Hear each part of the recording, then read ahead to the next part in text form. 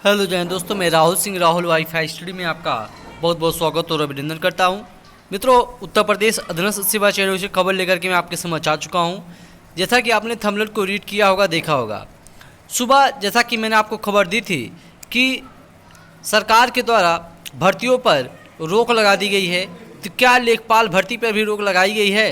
तो मित्रों, बड़ी चीज़ निकल के ये आ रही है, जैसा कि आपने देखा भी होगा कुछ टीवी न्यूज़ चैनलों पर, कि आपको ये जो एक स्क्रीन पे दिखा होगा कि नई भर्तियों पर तथा नए निर्माण कार्यों पर सरकार के द्वारा प्रतिबंध लगा दिया गया है 1 वर्ष के लिए।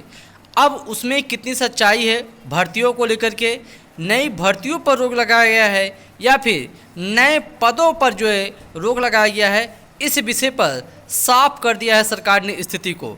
जी हाँ, इस विषय पर सरकार ने स्थिति को साफ किया है और सरकार ने ये कहा है कि गैर ज़रूरत के जो भी पद हैं उन्हें हम ख़त्म करेंगे और गैर ज़रूरी जितने भी अभी जो विभागों में कार्यरत हैं उन्हें समायोजित किया जाएगा। यानी एक जगह जहां पर ज़रूरत से ज़्यादा कर्मचारी हैं और एक जगह जहां पर ज़रूरत से कम कर्मचारी हैं, उनका समायोजन किया जाएगा इस बीच।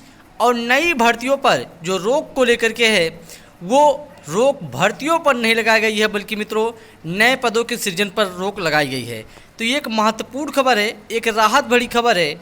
ऑफिशियली बयान जो है सरकार के द्वारा आज न्यूज़पेपर में भी आया था, लेकिन कुछ टीवी न्यूज़ चैनलों ने इसके संबंध में गलत जो है तरीके से इस चीज़ को प्रसारित किया और बच्चों ने भी यही समझा।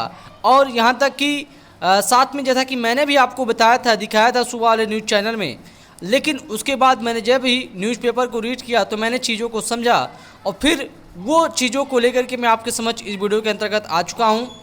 तो आप लोग चैनल को सब्सक्राइब कर लीजिएगा, क्योंकि आपको लगातार अपडेट मिलते रहेंगे उत्तर प्रदेश अधीनस्थ सेवा चयन आयोग, उत्तर प्रदेश लोक सेवा आयोग के साथ साथ आरआरबी, एनटीपीसी एवं आरआरसी ग्रुप डी के सामने।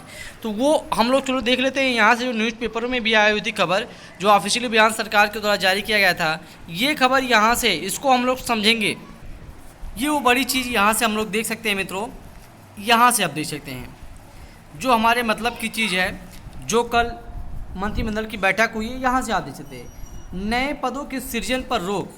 विभागों को निर्देश दिया गया है, जितने विभाग हैं उत्तर प्रदेश सरकार के, कि आप आसांगिक हो गए पदों को चिन्हित कर समाप्त किया जाए और इन पदों पर तैनात कर्मचारियों को रिक्त पदों पर समायोजित किया जाए और नए पदों का सृजन विभाग नहीं करेंगे।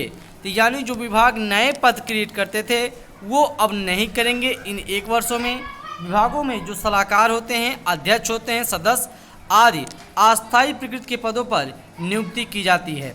इनके लिए सहयोगी स्टाफ की व्यवस्था के लिए नए पदों का सृजन नहीं करने को कहा गया है। इसके अलावा सरप्लस स्टाफ जो हैं अथवा आउटसोर्सिंग से सहयोगी स्टाफ का प्रबंधन करने को भी कहा गया है।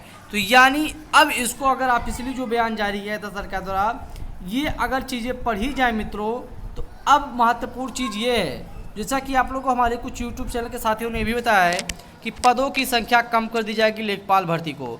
तो मैं यहाँ पर आपको बताना चाहता हूँ, पदों की संख्या जो 5200 थी उससे कम नहीं बल्कि ज़्यादा होने के पूरे चांसेस हैं। मैं आपको वादा नहीं करता हूं, लेकिन ये भरोसा दिलाना चाहता हूं कि ये पद जो है 5200 से ज़्यादा होंगे, क्योंकि ये गैर जरूरी पद नहीं है मित्रों। लेखपाल के पद गैर जरूरी नहीं है। ये इनकी अगर बात किया जाए तो राजस्व विभाग में अभी भारी भरकम कमी है और इसको सरकार के द्वारा भरा जाना भी आगे की प्रक्रिया में सम्मिलित है। तो इस चीज़ को आप लोग लेकर निश्चिंत हो जाइए। यानी जो भी अधीनस्थ सेवा चयन आयोग के माध्यम से समूह की भर्तियाँ होती थी, उन पर बहुत ज़्यादा असर पड़ने वाला नहीं है ये जो डिसीजन सरकार के द्वारा लिया गया है।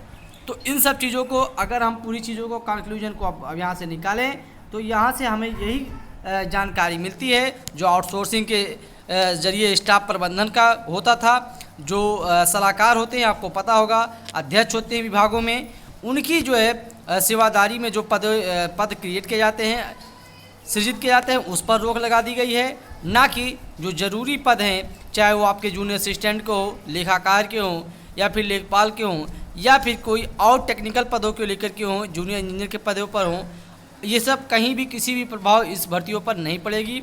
और यहाँ पर मैं आपको ये भी बताना चाहता हूँ, जो पुरानी भर्तियां हैं, जो अभी अधीनस्थ सेवा चयन आयोग में भर्तियां लटकी हुई हैं, रिजल्ट उनका जारी नहीं किया गया है, मैं उसको लेकर आप लोगों को बताना चाहता हूं कि उन भर्तियों पर कहीं भी किसी प्रकार का कोई भी असर पड़ने वाला नहीं है।